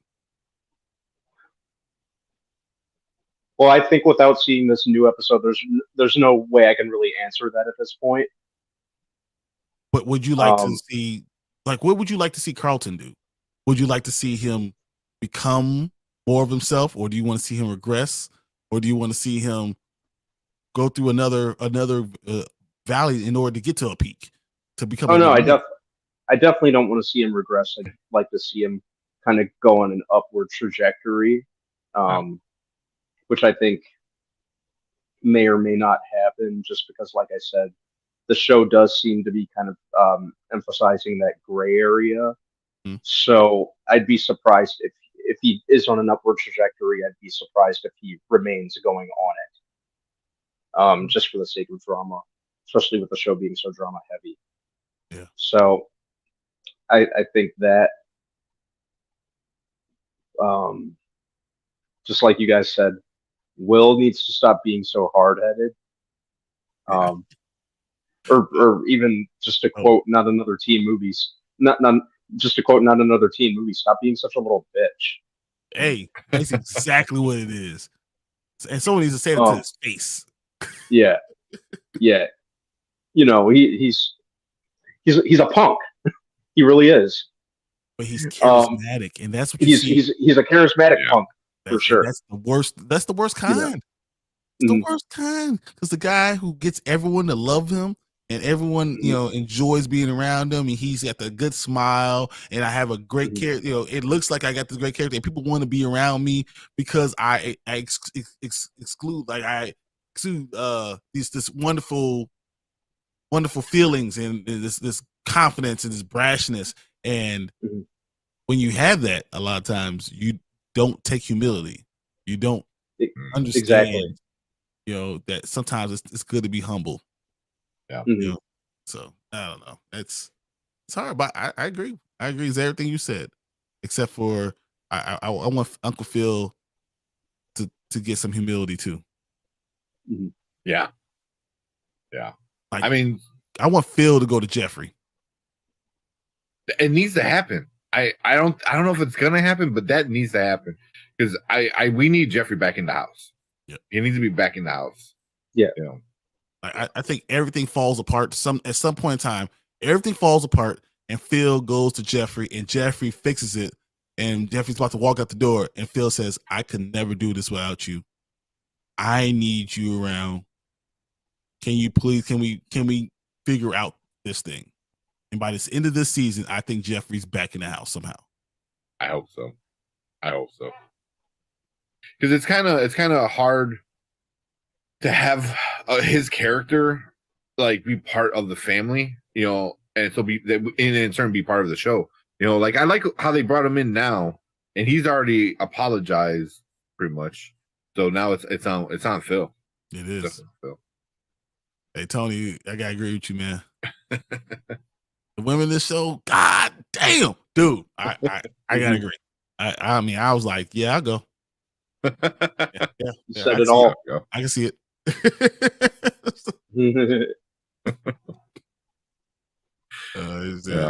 Xavier got this. Anything that brings Jeffrey back into the fold is fine with me. He needs to be. I don't think they're not strong enough without him. He is their strength. He is their balance. He's the one who balances all of this stuff out. And he's the one that makes Phil formidable, because Phil is able to be the good side, and then Jeffrey can be the bad side, and the strong. Yeah. He's the right hand. He's the fist. Like, you could be this nice glad hand, and I'm going to shake your hand, but I'm the fist behind it that makes it powerful. And I'm hoping that we get that. Yeah. I like him. Anything else you guys got? You got anything else? Well, real quick, on Rotten Tomatoes, they already got season 2 going so far. It's only 6 critics, but it's at 83%. So not too bad. Yeah. It was a good first season, or first episode of the season, but it did feel like this was tying the bow on season 1. Exactly. And now we're gonna get into all the new stuff of season 2 going forward. Do y'all think the baddie with the dog is Will's new love interest? Her name is Jackie. You know who she is. That's Jackie. Yeah. You're gonna have lots of problems with her and Phil and Will, and she's gonna drag him down, and Will's gonna be something else. He's just gonna be something else. You think they're gonna make her know how to play basketball like in the original? Yeah. Well, I don't know if she's gonna be like that Jackie is being, but I think she will know basketball, and I think she's gonna be connected to the dude. Yeah. Hey, Dirty Vegas says, "Who needs to swallow his pride and go back and live in that comfy ass mansion? What's wrong with you?" You're like, "What's taking you so long, man? How dare you love me that much?" Yeah, I don't live on the streets. Right, you want to help me? I can make my own money. Yeah, I got $700. Well, I like how he's like, I know how to take care of myself. Hey, can you drive me to that expensive private school? It's like, okay. All you gotta do is give him a bill. All right, here, pay for that. You ain't gotta pay rent. What are you talking about? You know how to pay for yourself. You know what they need to do? They need to do a Cosby Show episode with Theo. But they took all his furniture out the way and they took all his money and said, all right, how much can you really afford to live on your own? Idiot. Yeah, especially in LA right now. So rent $5,000 for this room. Yeah. I was like, how much did he give Carlton? Like what, 100? So he folded, so it's probably I mean, he's giving a lot of money. Yeah, okay. $1,200. Yeah, because he's getting wide. He's like, what's the? Because they're rich. Yeah. He's like, oh, this is Friday money. I'm gonna have Friday night. This. Yeah, but I like it so far, man. Good, it's good. I think it tied everything up. It's gonna start a lot of new stuff, a lot of issues. We kind of hinted at some of them already, so I like it. It didn't spoil anything, but it hints at what some of the stuff we're gonna get for sure, which I like. So. Yeah, she's the character that Tyra Banks played. Yes, that's exactly. Oh, that's right. Tyra Banks did play Jackie. Holy crap! Yeah. I completely forgot Tyra. There's no point in the '90s that I forgot anything about Tyra Banks. Tyra Banks. That's Tyra Banks, fool. Man, come on. That was Tyra Banks, fool. Remember that commercial? Nothing about Tyra Banks. I know every episode she was in.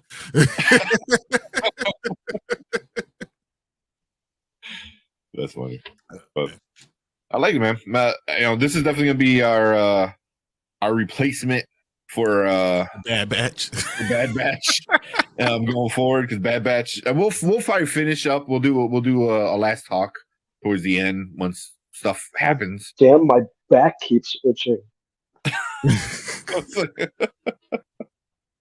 think he was gonna say about Bad Batch. But yeah, so yeah, we're gonna do Bel-Air. This is gonna be the show, I think, going forward for the next probably 10 episodes. How many episodes? I'm gonna guess they're 10. 10. Yeah, 10. Yeah. February. Yeah, I'm gonna have to catch up, and it's a really quick and easy watch. That's like one of the one of the good things about it. The only problem is we do this show live on Thursdays, and Bel-Air releases on Thursdays. Yeah, so you have to find some time during the day, lunch period, so watch it before the show. Yeah. But Mandalorian coming out, guys. This is gonna be very interesting. It's gonna be an interesting Thursday show. Yeah, it's gonna be two heavy hitters. But yeah, it's gonna be fun. I feel like this is gonna be fun. I think we're gonna have a lot to talk about. And I hope we get a lot more comments, because I love to hear what everyone else thinks about this stuff, because this is going to take it through a loop. This is going to be like a roller coaster. Yeah. That first season was, for sure. Oh, my goodness. For sure, that first season was. So. But just for reference, season 1 got 65% on the tomato meter, and then 70% audience score for the entire season 1. So already we're off to a pretty good start with this. I think that people now know what it is, and they're giving it. They realize that when you give it some space, you're like, oh, this was actually pretty good. They didn't give any disrespect to The Fresh Prince, which is one of the greatest sitcoms of all time. And when you sit back, you can say that. You say, all right, I can respect what they're doing. Yeah. And if you don't like it, you might get slapped. Don't tell Will Smith. Too soon? Yeah. Too soon? No. That's forever. It's a forever joke. Yeah, keep Will Smith's show out your mouth. What? Well, yeah, man, I like it. You want to close it up? Just as I said, you guys, if you're watching this later, please, comment. Let us know what you think about the show. Let us know what direction you think they're going to go in. If you like the video, please hit the like button and hit subscribe. We are at right now 739 subscribers. We are on our way to 1,000. We're trying to get there by the beginning of the summer is really our goal. So it really takes it takes you guys, we'll put out as much content as we can. We'll talk about things you guys want to talk about. Leave in the comments something you want us to talk about. We'll love to do that. So please do that. We're going to go on to another topic, but we will see you guys later.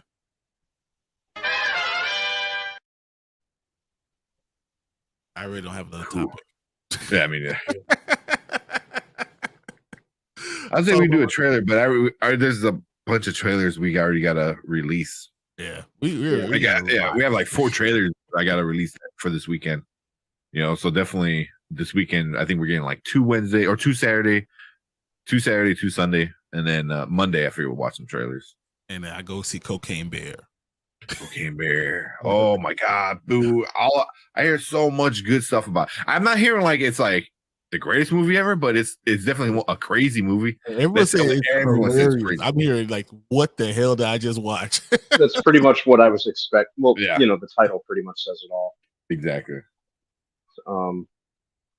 Yeah. I'm definitely gonna what are we doing next? I don't have anything else, man. I don't know. We can probably call a little bit early. All right. But I'm going to see you. So go ahead, one. Cocaine Bear, 90% on Google right now. 73 on Rotten Tomatoes. It probably is exactly what it tells you. It tells you what it is in the title: cocaine and a bear. Yeah. It ain't Yogi. I mean, that's just what it is. Man, we're definitely talking. When does Creed come out? So I'm watching it on Wednesday. Wednesday at 7:15. It comes out next weekend, right? Yeah. So next week. Oh, that's right. You got that. You're going on Wednesday. Yeah. So by the time we do our show on Thursday, I already know. I'll be like this. Can't say nothing, but I'm going to explode. Is it you and Ashley, right? Yep. We're on at 7:15. Ashley's got to do. So that's a. Oh, nice. Yeah. There you go. See, 2 dudes super jacked, all sweaty. Like, happy birthday. It worked for me. I'm okay. I feel like I could be a stunt double in that movie. No, not really. There you go. Brandon might. Hey, he's about that size. We need you to fill in for Jonathan Majors right here. Here's some baby oil. Here's a baby oil, exactly. Just as long as they don't like mind me like popping up into the scene like this. Jumping up. For me, I'm so much bigger than they are. I feel like they wouldn't even see. Like I would be like Tyson Fury going against one of these dudes. Like Michael B. Jordan said he's 5'11", 6 feet tall. Like I was 5'11", 6 inches ago. Like, see how tall Michael B. Jordan is 6 foot. All right. Yeah. I think Jonathan Majors, I'm gonna say 6'1". Probably. Yeah, probably around the same size. 6 feet. They're both 6 feet. So I will be half a foot taller. It doesn't sound like a lot, but it is, man. It is. You don't realize it until I stand next to you. Yeah, exactly. And then a foot taller, then Marvin sitting next to you. I was like, God damn it. It's so funny because Marvin is about 4 inches taller than me, but he's so much bigger than I am. It's a mountain. He's a mountain. Makes no sense. Yeah. Like there are very few times that I feel small, because I'm 6 foot and I got some weight on me, but and I always grew up being like one of the taller guys in my school and stuff like that. Not the tallest, but one of the tallest. And then like tiny next to you guys. We were actually short. I remember going to high school, us being short, and then all of a sudden it just overnight. Just exploded. Yeah, well, Nice. Marvin ate like 8 pork chops one day, and that was the end of it. He went from eating 2 to 8. Oh, Xavier saying Cocaine Bear is quite a trippy film. Oh, yeah. Yeah, it's a thriller, comedy, horror all in one. That sounds so much fun. I cannot wait. Yeah, it's gonna be fun. Wait. Oh my god. It's gonna be fun. So I think we're going to I don't know if you guys know what the iPic is or used to be. Bolingbrook used to be in Bolingbrook. Yeah. So now, because it was like high end, so it was like a fancy theater, had great food. Now it's something else. It's called like Star Cinema. Because iPic closed because it didn't survive COVID. Yep. So now it's called like Star Cinema, and they're keeping the same thing. So it's like, fancy food. I still get my blanket and my pillow and my popcorn. Yeah. And the seats look even better though. And I think they redid the seats, so it's like almost like a little pod kind of. So you have like a little I think it was called Star Cinema. Yeah. So I think Grill. Star Cinema Grill. So it looks nice. You had me a hello with it. Because I like AMC, it's cool, but we would go to iPic every weekend because it was fun. We would get some good food, hang out, watch a movie, and then you were at the mall. Barnes and Noble's right there. It was nice. I always spend way too much money. You're right. Yeah. So I think we're gonna if it's worth it, then I might just probably cancel my A-list kind of thing and just go back to Star Cinema. It's kind of like what's that one coming from Texas? I know Brandon was talking about it. Alamo Draft House. Alamo. Yeah. Still want to get to that. Yeah. So, but it's kind of like that. They bring you the food and all that stuff. You have your own waiter, and And every time I go there, I spend $100. Yeah. The food is so good and stuff like that. So I think we're gonna probably go see Cocaine Bear on a date night, like an actual date night. The buffalo chicken, so good. Yeah. Oh my god. Yeah. It was it was good food. So definitely go back there. Hey, but all right. I picked up this this came in the mail today. Oh, nice. Where'd you get it from? I won it on the auction. Oh, yeah. There you go. And then I found this one. Nice. With the Beyonder. Yeah. And the Black Spider-Man suit. Yep. I was like, dude, this is awesome. Can't wait. Get on there. You gotta get some picture frames. I really Dirty Vegas. I went to one. I'm headed out, fellas. I need to go get a drink. Yep. You've earned it. Go get a drink. We're gonna go get a drink too, man. We're gonna go. I've just very much had enough today. This week, I've had enough. This week. Tony said, I feel if Will did a Fresh Prince sequel series, it would have been called corny and trash, especially if he gave it a laugh track. But you do realize that he is an executive producer and he is one of the people that brought this drama to us. I think he was the main one after they made that fan made trailer or whatever it was. Yep. Yeah. A while back. So he's the one that fellas. All the guys. So that's all right. You're out of here. Well, let's all get out of here then. We go. Call it a night. Okay. Yeah. Cool. Appreciate everyone hanging out. Dirty Vegas. Who else? Tony, Xavier, L, Cookie, Big Ford. Thank you, all you guys. Zach Attacks, of course. So like I said, share, go on the channel, share whatever you want to share. Let everyone know. Go check out Spoiler Kings. We're trying to hit 1,000. Like the video, come join us live, join the conversation, be part of our videos. And we appreciate all you guys hanging out with us. Thank you guys. But that's it for this one. Have a good weekend. Don't drink too much. Have fun with Cocaine Bear. And we are out of here. Drink too much and have fun with Cocaine Bear. Yep. Drink as much as you can, guys. Thank you. All right. We out of here. Later. See you guys. Don't forget to like and subscribe. We out here.